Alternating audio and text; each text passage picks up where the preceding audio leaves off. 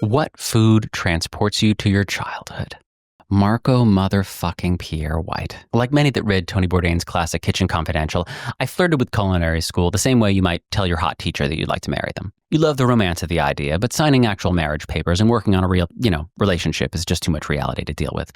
During this period, I got into chefy things. I bought a big cheap aluminum pan from Chinatown and made some very mediocre stock with it. I used a 10-inch chef's knife to butter my bread. Okay, I didn't butter my bread with it, but I did buy a 10-inch chef's knife and used it in unnecessary ways. And I became deeply invested in the life and stylings of Marco Pierre White. MPW was the first British chef to ever win 3 Michelin stars. He subsequently returned them upon retirement. And at the time, he was the youngest chef to achieve such distinction at 33.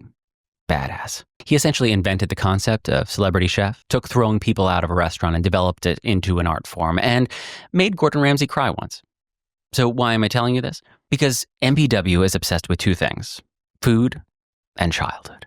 In his slightly tempered years, while hosting Hell's Kitchen, it seems that every lesson imparted to his celebrity students comes back to childhood. Make good, simple food and root it in history.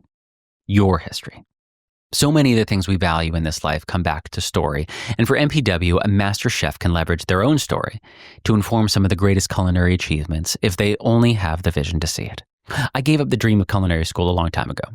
But even now, when I've braised a beautiful brisket, reduced a glistening sauce, or scrambled the perfect egg, occasionally I'll sit back and utter the 5 words that for Marco always denoted excellence.